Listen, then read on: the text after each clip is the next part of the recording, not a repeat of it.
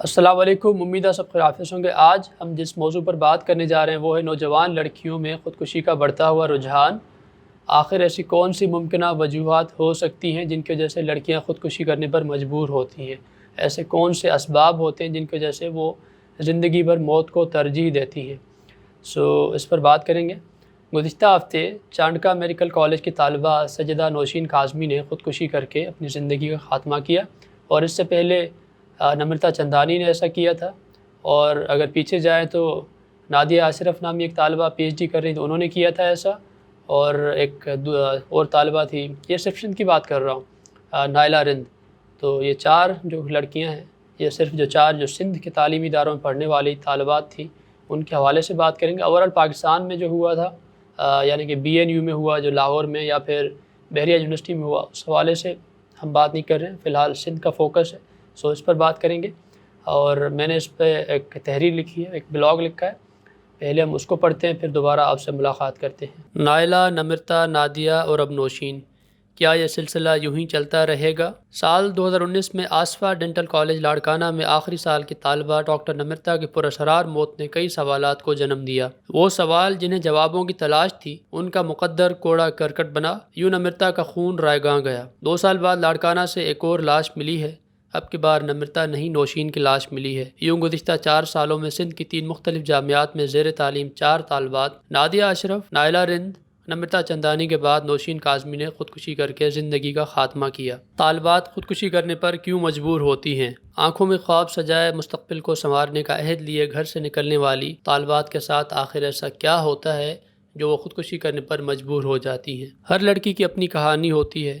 کسی کو خاندان کی پہلی اعلیٰ تعلیم یافتہ لڑکی ہونے کا اعزاز حاصل ہوتا ہے تو کسی کو علاقے کی پہلی خاتون ڈاکٹر بننے کا۔ یہ اعزاز یوں ہی نہیں ملتے، ان کی بھاری بھرکم قیمت چکانی پڑتی ہے۔ امتحان میں اچھے نمبروں سے پاس ہونے کا دباؤ برداشت کرنا پڑتا ہے، اپنوں سے دور رہنا پڑتا ہے، اگر مالی و خاندانی مسائل ہوں تو انہیں جامعہ میں اکیلے جھیلنا پڑتا ہے، اور راتوں کی نیندیں قربان کرنی پڑتی ہیں۔ سوچیں جس معاشرے میں بننے سنورنے پر عورت کے کردار پر انگلیاں اٹھائی جاتی ہوں، جہاں طالبات کو ہراساں کرنے والے افسران کا دفاع ادارے کرتے ہوں، جہاں لڑکیوں کے واش رومز میں خفیہ کیمرے لگائے جاتے ہوں، وہاں طالبات کا خودکشی کرنا کوئی انہونی بات نہیں۔ چانڈکا میڈیکل کالج میں پڑھ چکے اور پڑھنے والے طالب علم سماجی میڈیا پر برملا اس بات کا اظہار کرتے رہتے ہیں کہ موجودہ انتظامیہ کا طلباء کے ساتھ رویہ کوئی مثالی نہیں۔ کالج میں ایسے لوگوں کی بھرمار ہے جو خود کو روایتوں کا رکھوالا سمجھتے ہیں، مہم جو طبیعت کے مالک یہ جوان سمجھتے ہیں کہ وہ تہذیب بچانے کی مقدس مہم پر نکلے ہوئے ہیں۔ تنگ نظر، کند ذہن، نادر نمونے سماج میں آئے بگاڑ کو ٹھیک کرنے کی اضافی ذمہ داری لیے جامعہ پھر رہے ہیں۔ یہ طلباء کی چال چلن، رہن سہن پر کڑی نظر رکھتے ہیں، کس نے کون سے کپڑے پہنے یہ نوٹ کرتے ہیں۔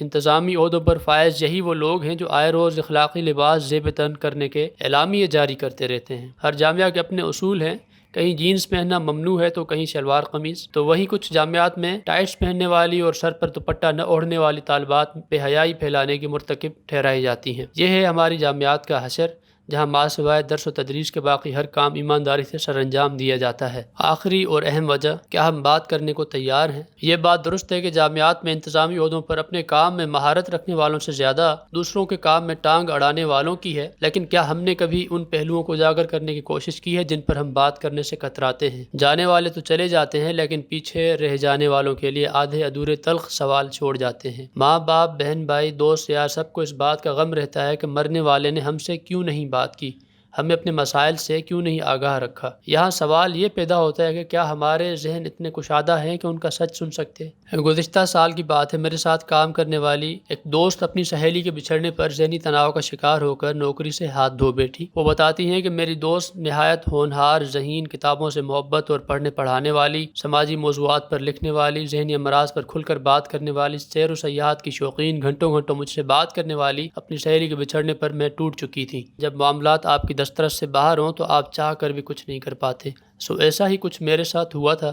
دوست یار، ماں باپ، بہن بھائی، وجہ معلوم ہونے کے باوجود سب خاموش رہے۔ کہتی ہے ہم بزدل ڈرپوک ہیں، ہمیں جھوٹے وعدوں کا بھرم رکھنا پڑتا ہے، قسموں اور رسموں کو نبھانا پڑتا ہے، زبانوں پر تالے لگے ہوئے ہیں اور ذہن زنجیروں سے جکڑے ہوئے ہیں، سچ جانتے ہیں مگر بولنے کا یارہ نہیں، لکھنا بھی تو ہمیں گوارا نہیں، تو پھر ہم کیا کر سکتے ہیں؟ ہم جھوٹ بول سکتے ہیں، خودکشی کو حادثاتی موت قرار دے سکتے ہیں، ہم ڈرے سہمے اناؤں کے مارے ذات پات، قوموں، قبیلوں، فرقوں اور طبقوں میں بٹے اندر ہی اندر جلنے کڑھنے والے لوگ ہیں۔ ہمیں اپنے حق کے لیے آواز اٹھانے کے بجائے آواز نیچی رکھنے کو کہا جاتا ہے۔ کوئی راہ چلتے آنکھ مارے، فقرہ کسے، کوئی چھیڑے تو اسے نظر انداز کرنے کا درس دیا جاتا ہے۔ ہمیں صبر کرنا اور خاموش رہنا سکھایا جاتا ہے۔ گھر کا ماحول ایسا بنائیں کہ کسی کو اپنے دل کی بات کہنے میں کوئی دشواری نہ ہو۔ اگر کوئی کہے کہ ابا، اماں، بھائی، آپا، مجھے فلاں کی صورت آتی ہے، میں فلاں کو جیون ساتھی بنانا چاہتی ہوں، اگر انا آڑے نہ آئے تو رویہ نرم، ذہن کشادہ اور دل بڑا کر کے ان کی سن لیا کریں۔ ایسا کرنے سے ان میں خود اعتمادی کے ساتھ ساتھ بہتر فیصلہ کرنے کی صلاحیت پیدا ہوگی۔